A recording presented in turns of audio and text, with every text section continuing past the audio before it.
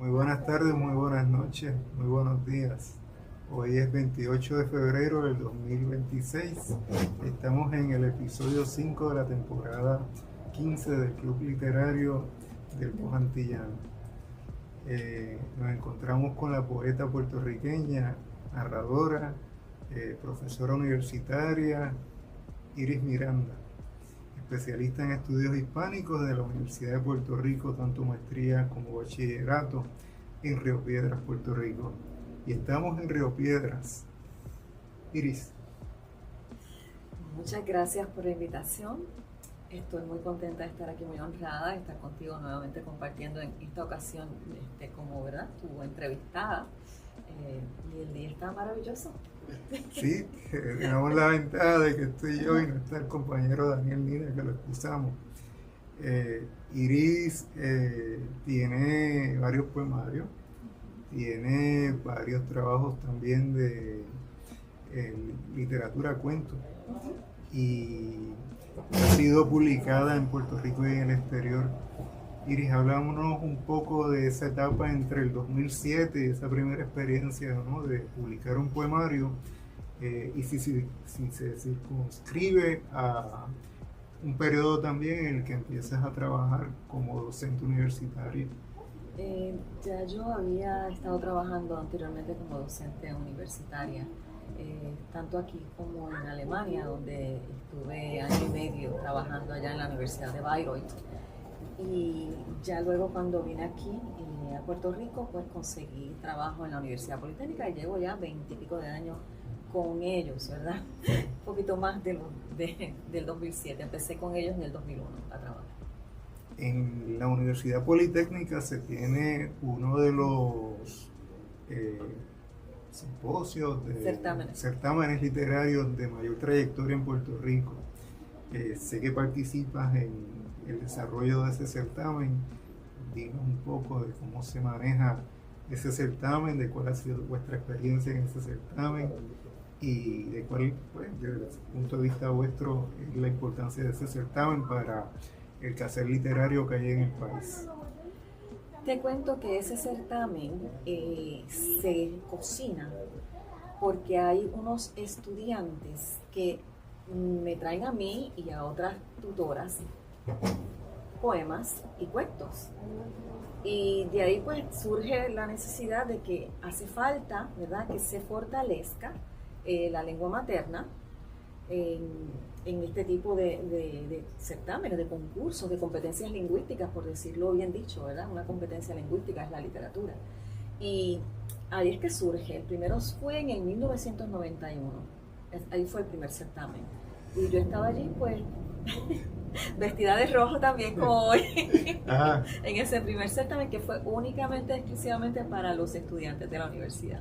Ya luego, al pasar de los años, otras compañeras, otras colegas tomaron el certamen y le fueron añadiendo otras categorías, ¿verdad? Hasta que ya finalmente quedó de la forma que lo tenemos hoy, que es comunidad, miembros de la comunidad, estudiantes de la Universidad Politécnica, porque esa categoría jamás la vamos a eliminar, y estudiantes de escuela superior. Y ahí estamos, ahora mismito, entregándole a los jurados las participaciones para que hagan su deliberación, se escriban los laudos y entonces el día 30 de abril a la 1:30 en la biblioteca de la universidad pues están todos cordialmente invitados para que vean, ¿verdad?, cómo es que se cuecen las habas, como diría mi abuela. Y la actividad va a ser dedicada a nuestro escritor, microcuentista Emilio del Carril, el profesor, el doctor Emilio del Carril. Le pregunto un poco de ese certamen 2026, cubre 2025. Ajá.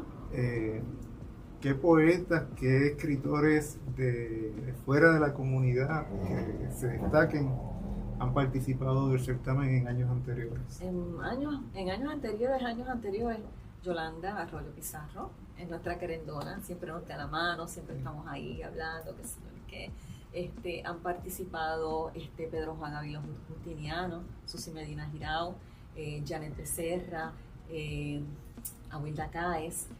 Wow, la lista es larga, larguísima. Y algunos de ellos tal vez no, empezaron con nosotros desde escuela superior Y fueron pasando y sí, fueron de sintiéndose categoría. validados, por decirlo así, ¿verdad? Es que eso es lo que hace un certamen, validar esas competencias lingüísticas y nuestro certamen tiene algo mucho más interesante que esto, y es que nosotros hacemos una antología de las obras que ganaron primero, segundo, tercero, y un par de menciones las metemos por ahí. Y ese documento ahora mismo se puede descargar de la página de la universidad. Ahí está, empezamos a hacerlo el año pasado, o sea que la antología del 30º aniversario está allí puesta para verla, ¿verdad? ¿Y esto qué hace? Pues que el que vio por qué obtuvo tal vez una mención y se va como que viendo cómo manejó el idioma aquel que ganó tercero, segundo, primero, ¿verdad? Y hay como que una retroalimentación que ha sido muy bonita y muy hermosa. Antes se publicaba en papel. Primero lo publicábamos en papel y lo entregábamos en una libretita de espirales. Después, en el tiempo de los CD, ¿verdad? Se entregaba el CD. Entonces ahora pues ya lo que hacemos es que lo tenemos en línea. Lo tenemos en línea en la página de la universidad. Se entra pupr.edu /certamen /antología, y ahí usted puede ver la antología.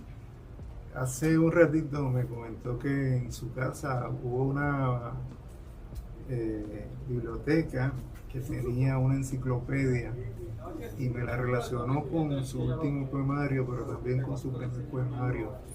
Háblanos de cuándo empezó a usted a manejar esa enciclopedia, qué temas le interesaron en ese periodo, qué cubría en cierta medida esa enciclopedia y cómo de una forma u otra fue importante el acceso y el manejo de ese tipo de información. Sí.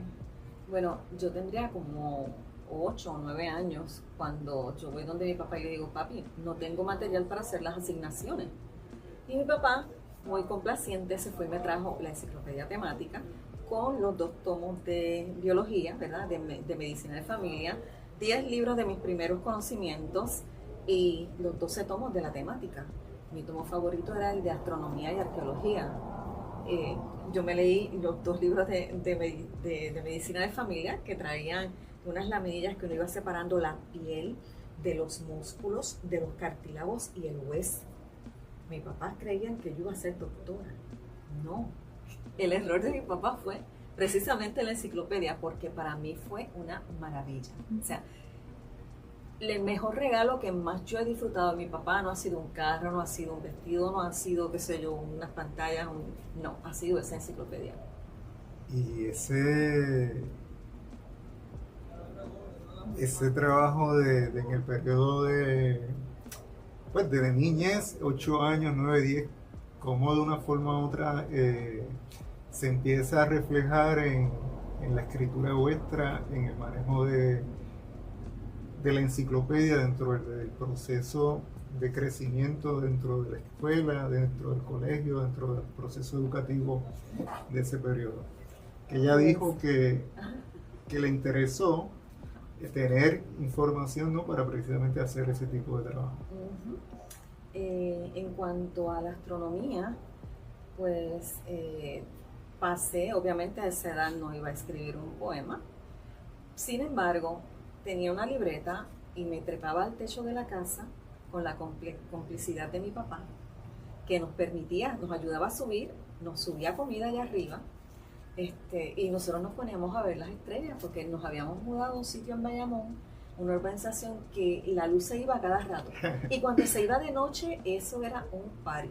Porque yo, vamos para arriba, y papi con las linternas, muy responsable y todo eso, pues subíamos, mi hermana, mi hermanito que era más pequeño, ese sí tenía que escabullirse de mami.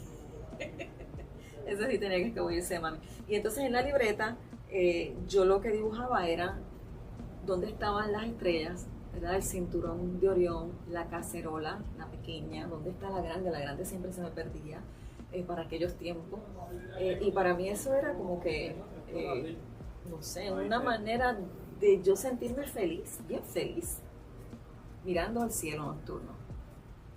En ese nosotros, ¿quiénes están también? Mis hermanos. ¿Cuántos son?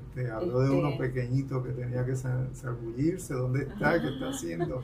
Pues mi hermano trabaja con el gobierno federal. Mi hermana trabaja aquí en una farmacéutica.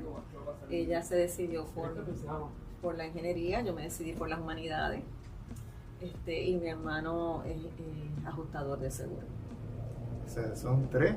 Cabezas 4. Diferentes. Somos tres cabezas bien diferentes. Y surgieron dentro del entorno de esa enciclopedia o de ese tipo de material educativo. Sí. Y a la misma vez, pues, el proceso de educación escolar.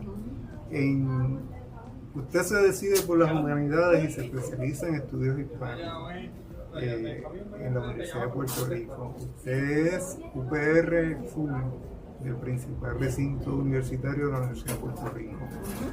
Ese primer año en la universidad, ¿cómo decide usted ir ahí? ¿Qué la lleva, ¿no?, de una forma u otra a identificarse con los estudios hispánicos? No sé, yo creo que yo nací poeta. Yo nací poeta y lo que estaba era buscando información, cómo alimentar mi voz poética toda mi vida. Es una pasión para mí, y las humanidades era lo que le ofrecían. O sea, me ofrecían estar en contacto con más poetas, y eso era lo que yo quería, seguir conociendo. Yo tenía esta hambre de conocer, de versar, de cantar, de todo. Yo le puse música a la canción Amarga de Julia de Burgos, una música muy mía, ¿verdad? Aunque yo sabía que a otras personas también le habían puesto música,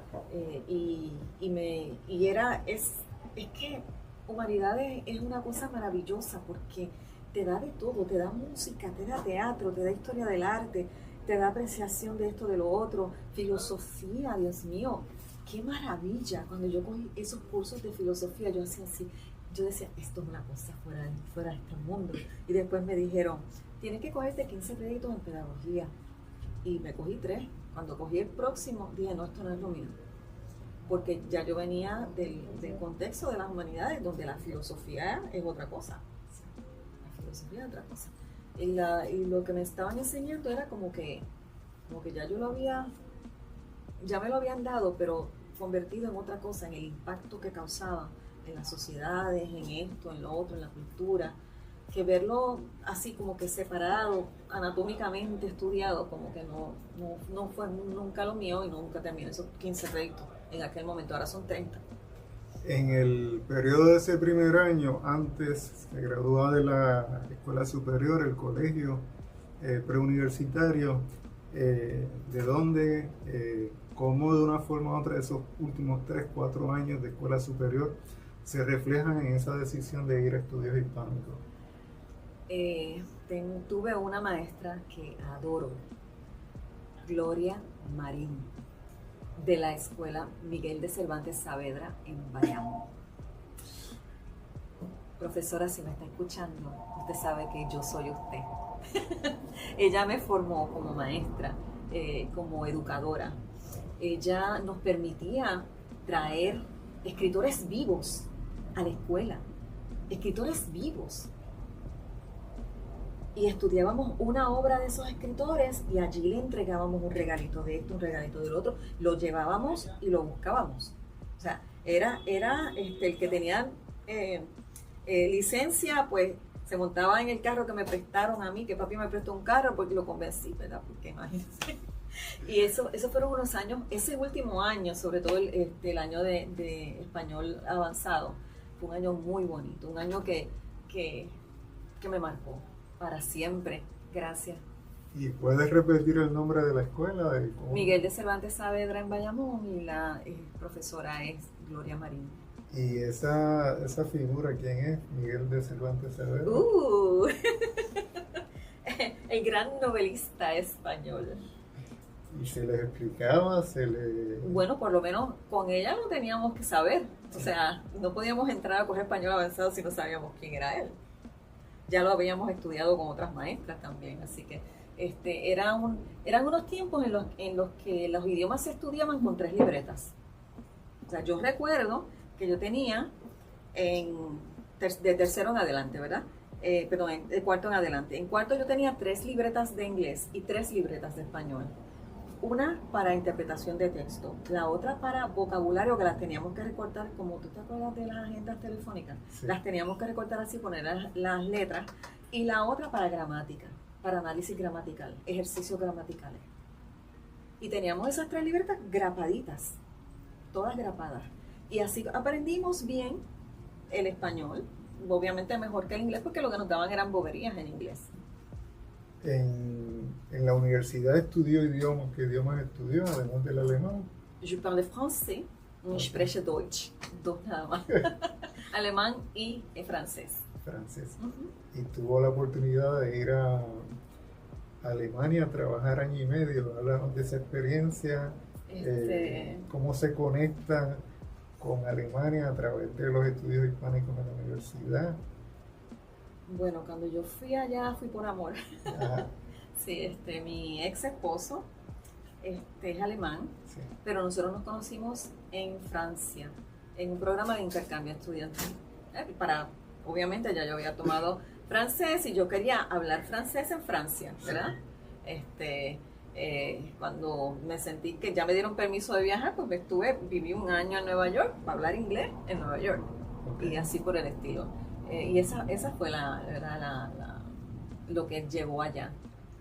Y fue un programa de intercambio desde la Universidad de Puerto Rico. Desde la Universidad de Puerto Rico. Un programa de intercambio. Me acuerdo que mi amiguita era Vivian, se llamaba Vivian, con la que yo fui de aquí. No me acuerdo ahora el apellido, no sé si Rodríguez o Torres, pero se llamaba Vivian. Hola Vivian, si me estás viendo.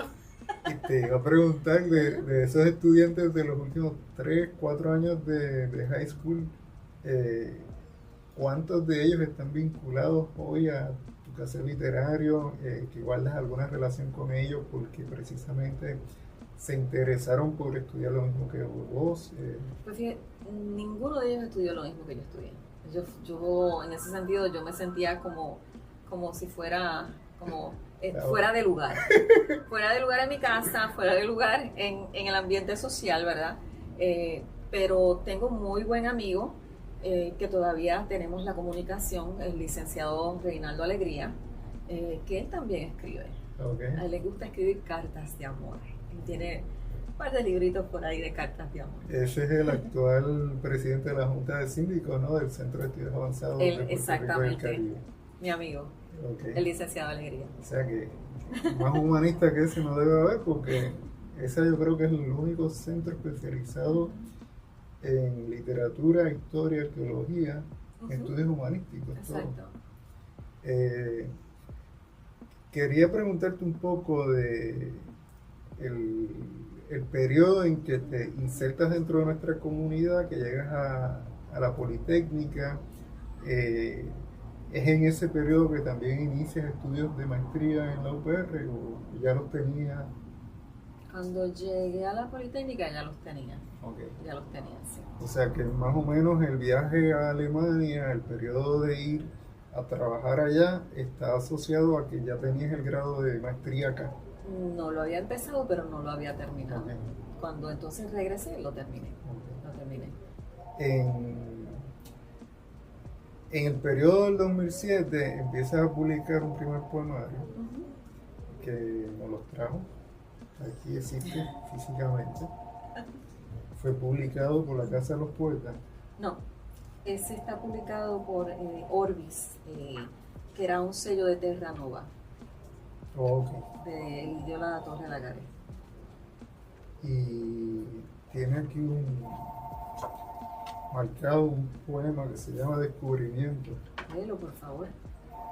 Al hombre de la tierra, la luna, de repente, se le hacía verso rojo en las orejas, y en el cuadro sencillo de sus pechos de hembra, sus manos fueron lluvia, desbocada que aún la piensa. Esto no tiene nada que ver con la tierra. Con la luna. Es que yo soy lunática. Sí. Yo soy lunática. La luna como el tema de la poesía, ¿verdad? Todos los poetas hemos escrito poemas a la luna. No hay quien no lo haya hecho, ¿verdad? Sí, sí. Lorca, Y todos los demás que siguen por ahí, todo el mundo tiene algún poema escrito sobre la luna. Pero en este poemario yo abordo la relación de la luna en sentido romántico, místico, sexual, si tú quieres, erótico, por decirlo así, pero también abordo el sentido ecológico. ¿Me permites leer? Sí. Helio 3. En el papel de piedra de sus mares deja, sola, escrita en lengua intuida, la historia de los imposibles, por si algún arqueólogo galáctico llegara cuando ya no estés, para que entienda por qué en nombre de tu felicidad oligárquica y pequeña, alteraste la ecuación perfecta y diste muerte a todos tus colores.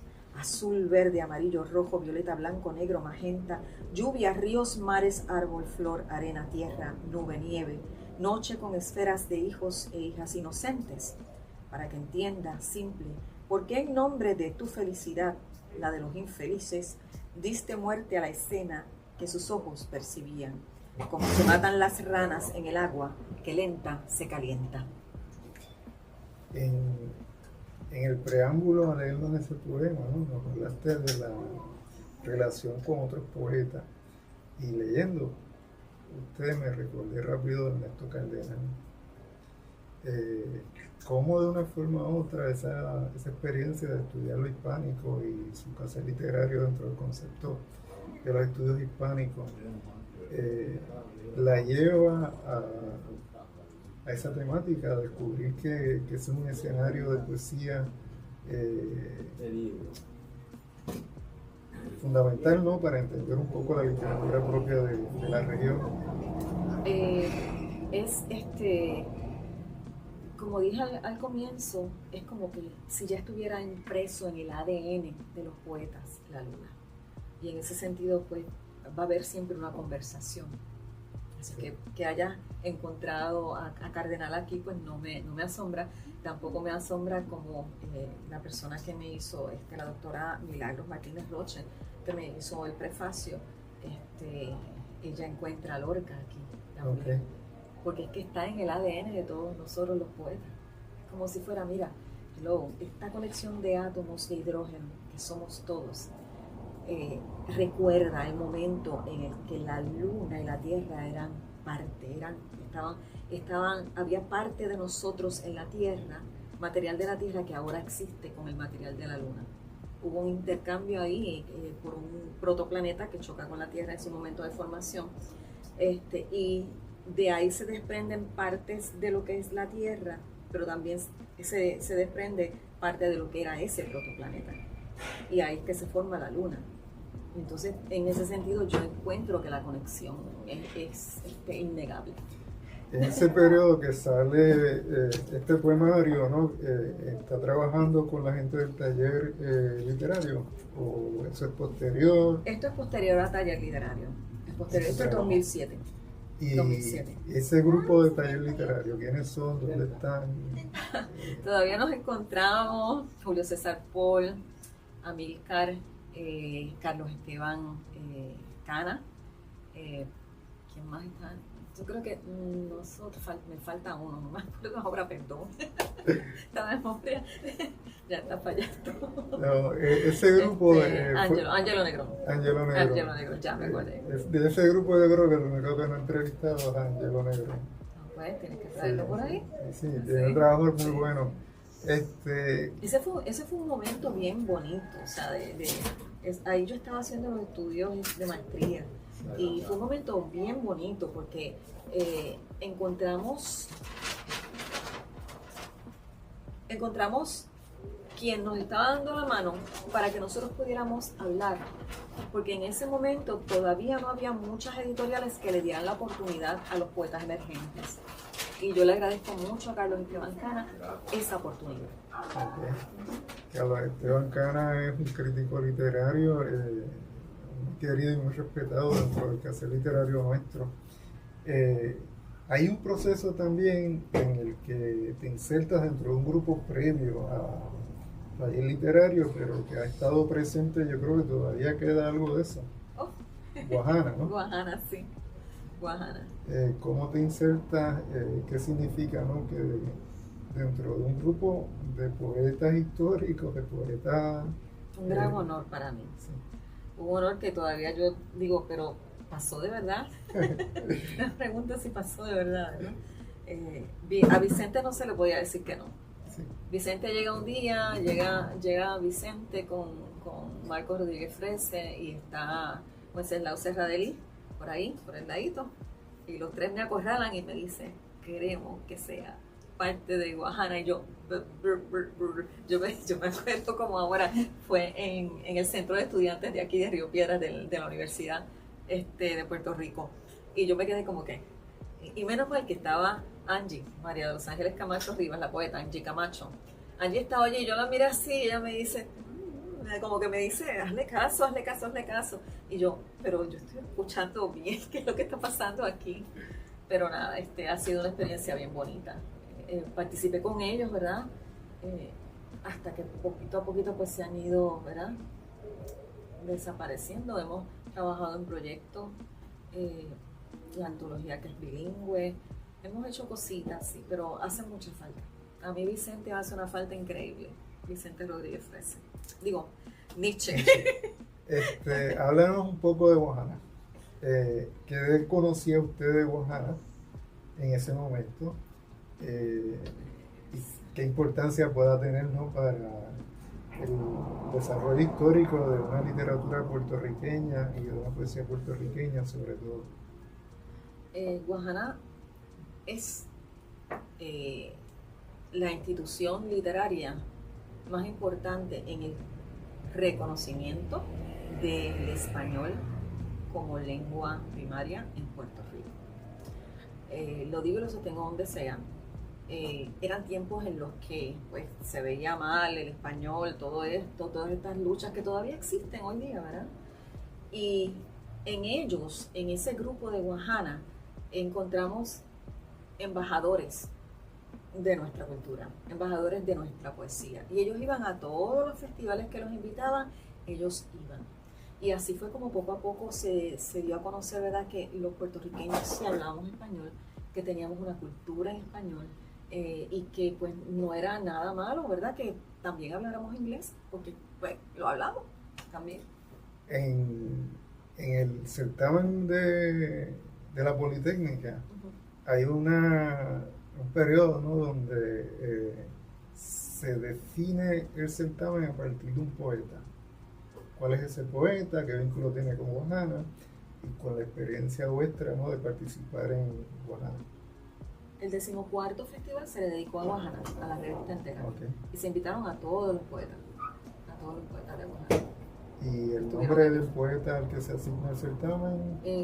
Bueno, últimamente, cuando yo lo tengo, el año pasado se lo dedicamos a Carlos Roberto Gómez Veras. Sí. La editorial Islanera, pero además de dedicarlo a un poeta, ¿tiene el nombre de Vicente Rodríguez Nietzsche? No, el certamen no tiene nombre. No tiene nombre. Okay. No. Lo que te estás confundiendo porque en algún momento el premio Guajana, existió una cosa que se llamó Premio Guajana dentro del Festival Internacional de Poesía y luego le cambiaron el nombre a Premio Rodríguez Nietzsche, Vicente Rodríguez Nietzsche. Y ese es otro certamen. Hablamos de ese otro certamen, de qué relación tiene con ese otro certamen. Pues es parte de las actividades del Festival Internacional de Poesía, ese certamen.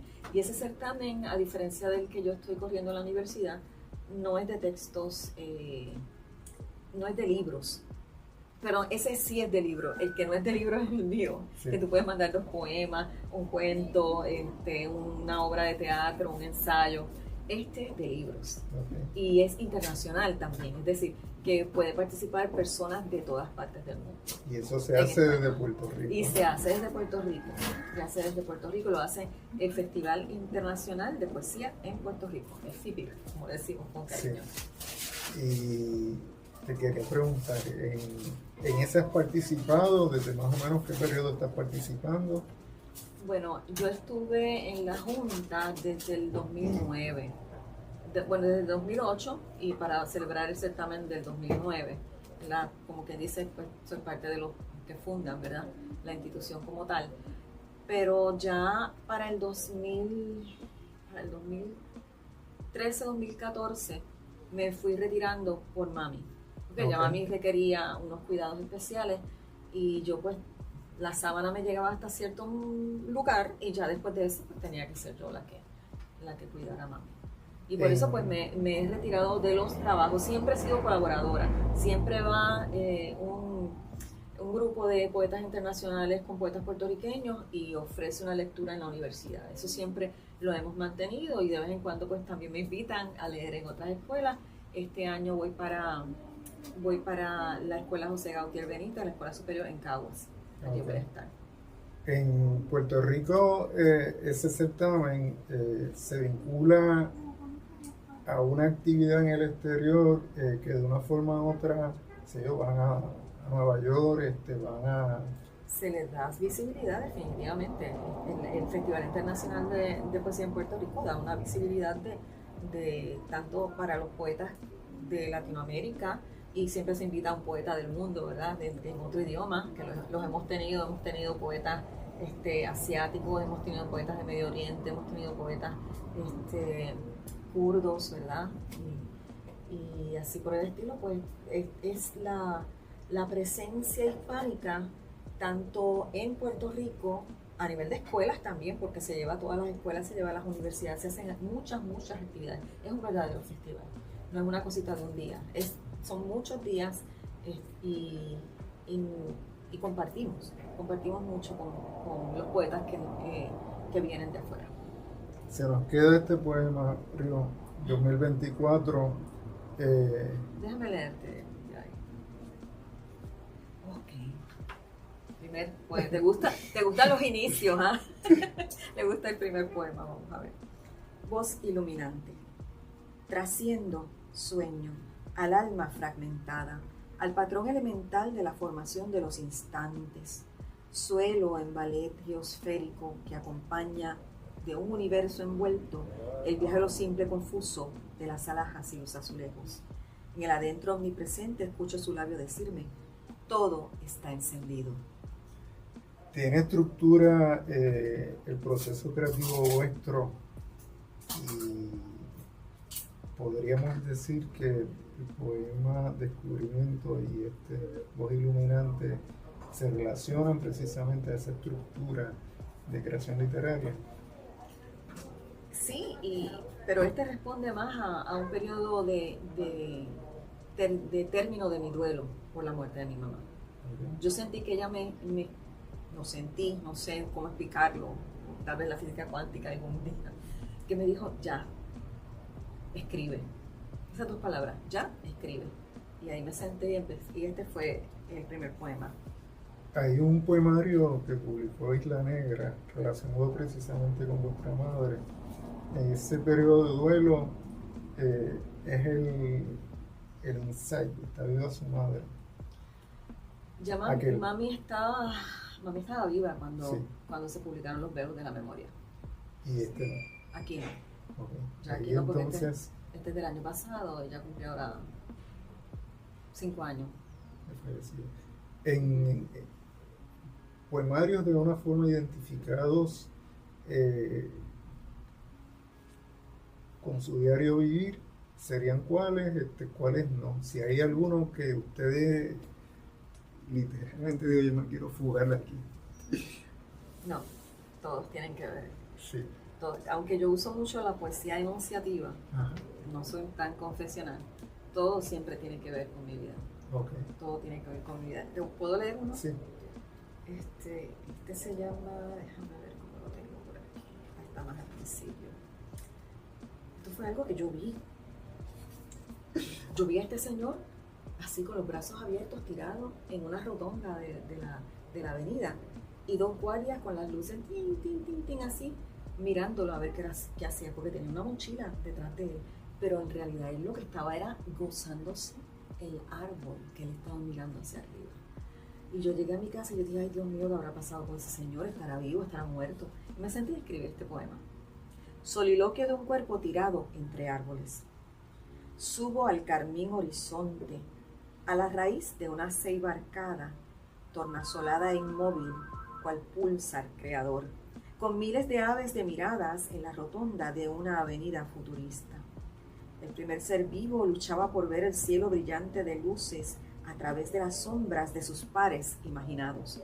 Sus extremidades subían curvas por la tierra, meditaban como extendidas ramas de un germen que brota muy poderoso, buscando dictar el poema no escrito, porque la felicidad es una hoja en caída e invertida. Lo contemplé en mi distancia con sorpresa, coraje y deseo. Quise ir a despertarlo, a leer su colección de átomos verdes en la superficie de su nueva piel recién cocida, a decirle que no existe todavía, que no lo conozco, que aún puede ser lo memorable, soliloquio del cosmos. Bajé con forma de nebulosa y lo nombré poesía. En la estructura de ese poema, como en la estructura de otros poemas vuestros, hay poesía narrativa, poesía que de una forma u otra no necesariamente sigue la estructura de la poesía, sonetos, No es libre. tradicional, es libre. Es libre, aunque siempre con un ritmo,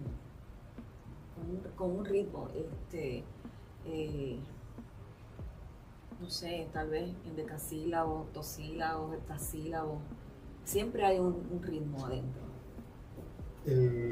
Lo otro que me llamó la atención de este poema es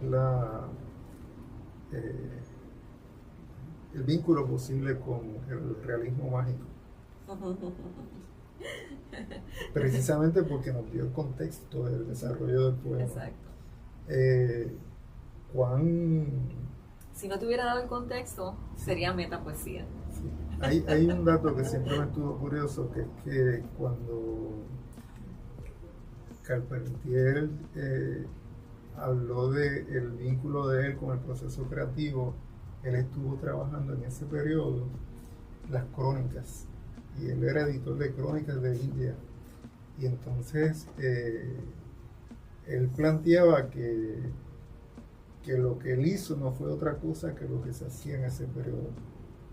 Entonces yo te pregunto, estamos en 2024, 2025, 2026, hay un vínculo histórico entre la poesía vuestra, la poesía que se sigue haciendo en Hispanoamérica. Claro, todos estamos conectados, como lo dije. Hay muchos paralelismos,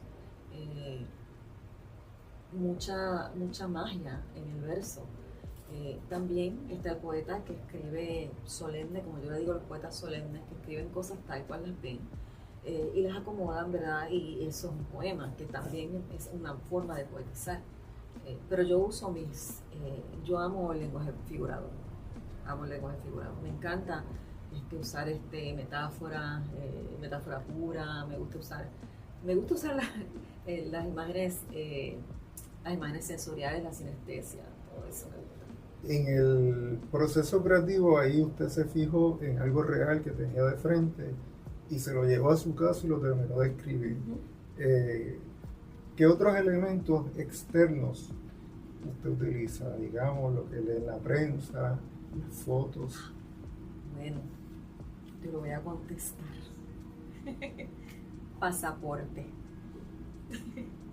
Solamente de paso, la ensoñada ilusión en el puerto de lo perceptible del método científico y sus experiencias infrarrojas. Somos ceniza sideral, misterio de ojos oscuros creadores de almas planetarias. Ojos que han deseado la certeza de la fe, sin templos, sin credos y sin armas. Sin pedirlo pisamos un mismo suelo. Compartimos órganos y sangre en 4 tipos y 8 posibilidades. Y la risa, la lágrima, el valor, los miedos, el hambre y la sed. Un día en el calendario y un anochecer. Todos expresados de la misma manera. Y somos pasajeros de un pasaporte que nos una. Y somos pasajeros sin un pasaporte que nos una. Uno que diga terranauta. Mira, en ese momento, 2024, no están pasando las cosas que están pasando ahora. No. Usted Me lo imaginé. se lo imaginó antes. Así pasa en la literatura. Julio pero, Verne escribió sí. de submarinos, de viaje a la luna y todo eso, y todavía no estaba Pero allí. hay una experiencia que nosotros los puertorriqueños tenemos y quizás no todos la tuvimos. Fue la de viajar fuera de Puerto Rico con lo que era el certificado de nacimiento. Ir a México, ir a Venezuela, ir a Cuba, ir a otros países, a España, a Europa, con un certificado de nacimiento, y el uso de un pasaporte no era necesario, no existía, no lo teníamos.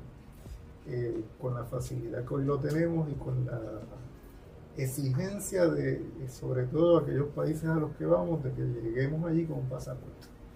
Eso empezó con el ataque terrorista a las Torres Gemelas, y de allá para acá todo el mundo como que se puso de acuerdo en el exterior de que entre los países se iba a viajar con pasaporte, y por ahí llegamos nosotros con el pasaporte estadounidense. Y yo recuerdo la época previa, ¿no?, de viajar sin pasaporte, en tránsito entre países, ¿no?, para llegar a otro, y se viajaba con el certificado de nacimiento. 2024, usted escribe ese pasaporte, ese poema, ¿no?, pasaporte, y usted crece y se desarrolla dentro de una ciudad como es Río Piedras, que es una ciudad con una población migrante de las más altas que existen dentro de toda la galaxia puertorriqueña. Me encanta que digas galaxia puertorriqueña. Eso es una hipérbole. Y todos sabemos, ¿no?, que de una forma u otra la prueba de que somos de aquí y que tenemos derecho a estar aquí es el pasaporte. Ahora hay una tarjetita también, sí. La tarjetita, el pass card, algo así. Sí, que es un poco como para los viajes domésticos dentro de Estados Unidos, sí, un sustituto del pasaporte. ¿Cuándo usted tuvo su pasaporte por primera vez? ¿Fue a Alemania con pasaporte? Sí, ya a Alemania hay que entrar con pasaporte. Okay. Y eso eran los 90, ¿no? Los 90, sí.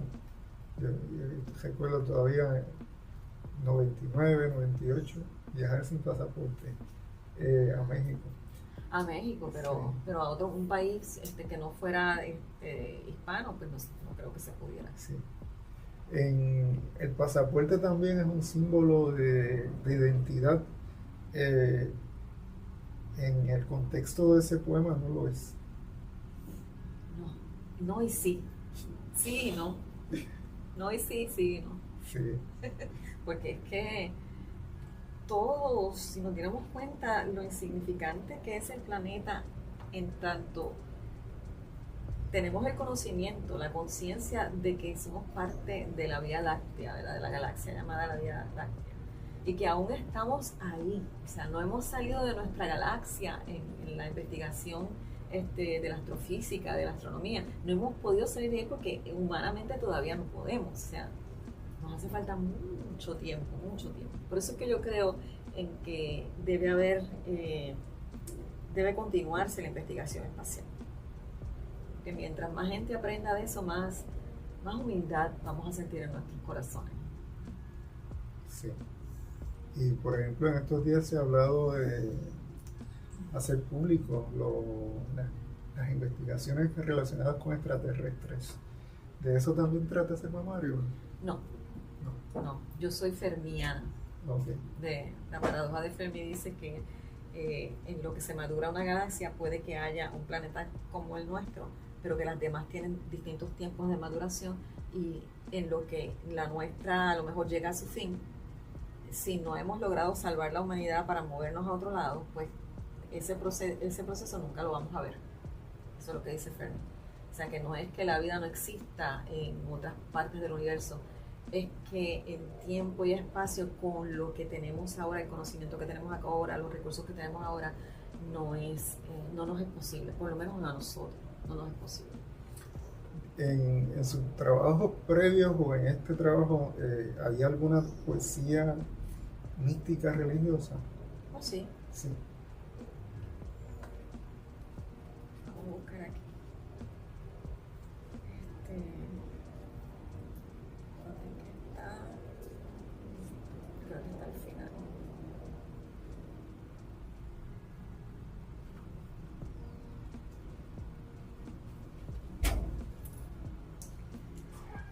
esta no es tan mística, pero aborda el tema, expansión de los cielos.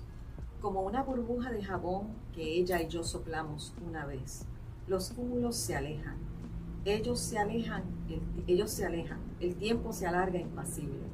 ¿Acaso el futuro será deslumbrado por el oscuro manto del vacío? ¿Acaso la muerte de la noche estrellada será un acto ausente de miradas idealistas? ¿A dónde se irán los astros para dibujar dioses y reescribir las coordenadas de la tierra? ¿Qué forma de vida seguirá al nuevo firmamento? ¿Conseguiremos entonces calentarnos en el frío de la muerte cósmica? Ese poema se titula Convocatoria. Expansión de los Expansión de los cielos. cielos. En esa poesía mística también tenemos una experiencia histórica, ¿no? De la experiencia de la conquista, ¿no?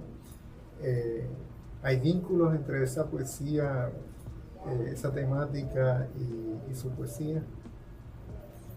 De la conquista de la expansión. No, de la relación entre Madre Teresa de Jesús. Ok. Te puedo decir que quien más me ha influido en la mística, además de Cardenal, es San Juan de la Cruz. San Juan de la Cruz. Ahí hay una admiración increíble por el maestro, incluso por el uso del oxímoron, sus paradojas, todo el cuestionamiento, ¿verdad? De cómo podemos ser y llegar a compenetrarnos con lo máximo, ¿verdad? Que es la creencia en el amor divino. Eso sí, eso está en todo el poemario. O sea, si uno lo lee, se da cuenta, ¿verdad? Esa formación de usted en estudios hispánicos me pone a pensar en que usted no estudió español, usted estudió algo más que español, estudios étnicos. Y que de una forma u otra Federico de Onís no falló en la idea de que es una región y no un idioma. El idioma es un elemento dentro de la región. En momentos en que el país, como usted decía, lo español se veía mal, lo hispánico también se ve mal. Y están bajo acecho, ¿no? Los departamentos de estudios hispánicos, los 3 recintos donde están de la Universidad de Puerto Rico. ¿Considera usted que es importante lo hispánico? Por lo menos para su quehacer poético, le dio un margen mayor. Definitivamente, porque hace que yo vea el mundo que yo amo, que es el mundo de la literatura, no como algo comercial. O sea, lo amo por amor, por verdad, por amor único y exclusivo para la poesía. Y en ese sentido, pues el proceso de aprendizaje es otro. O sea, se aprende con humildad. Conocemos a un Vallejo con humildad.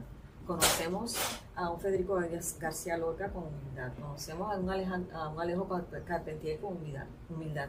A través de los profesores. Yo tuve excelentísimos profesores.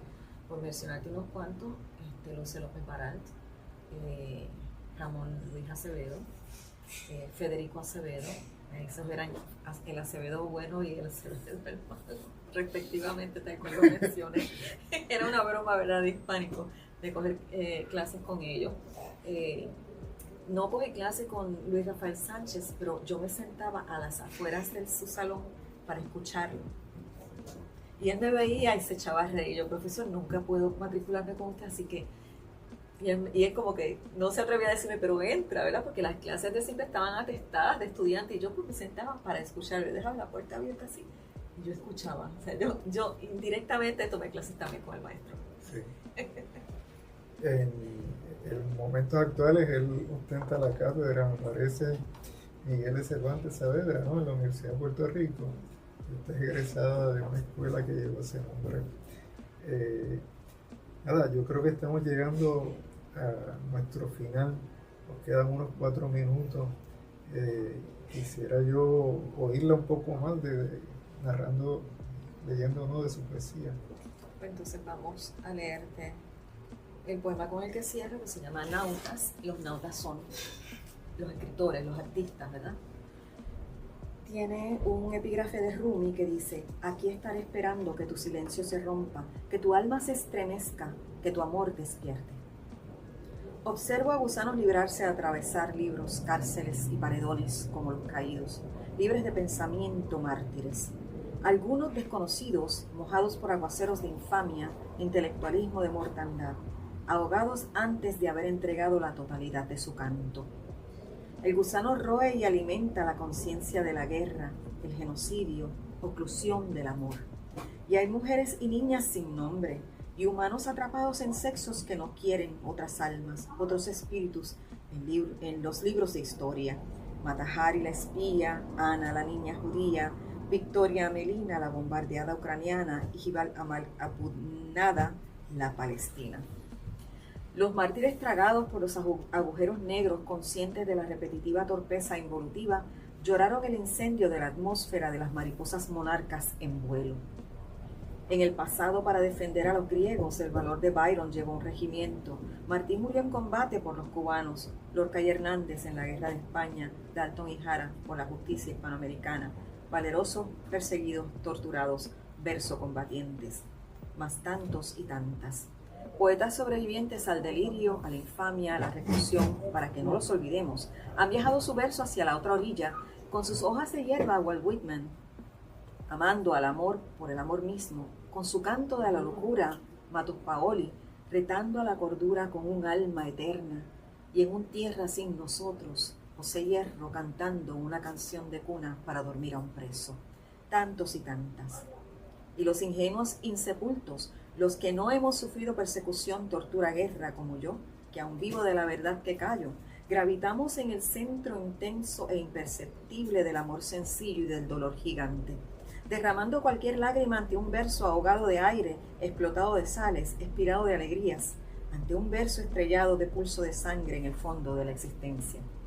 Cuando muera, sé que no te veré, con mis ojos de tierra, complejidad admirada.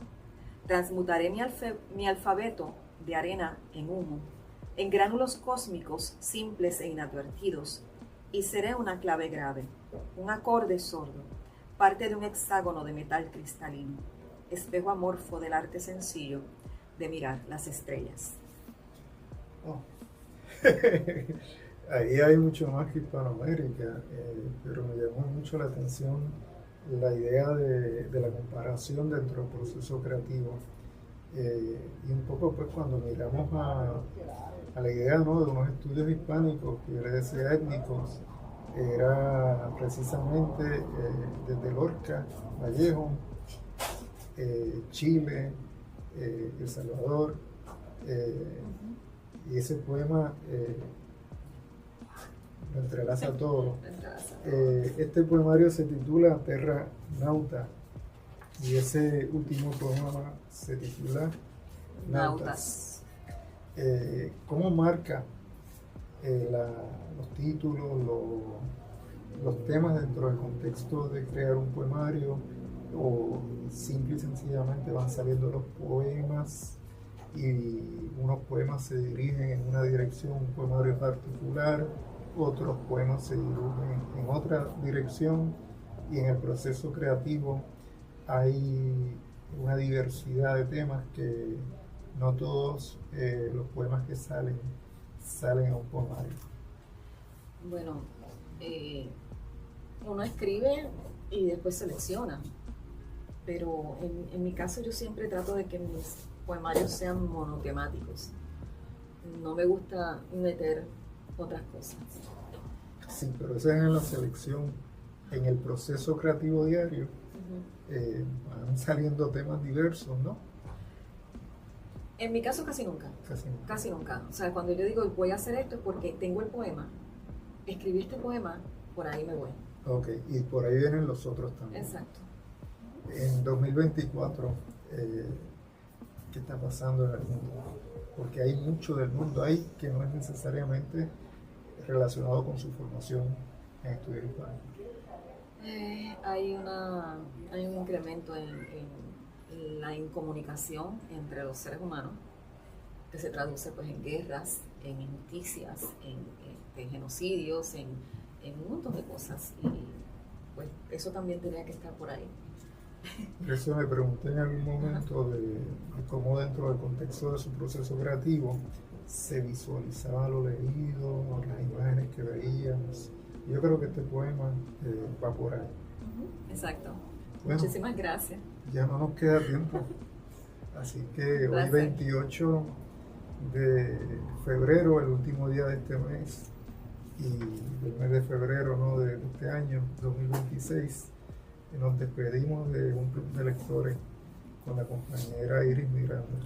Muchas gracias por la invitación.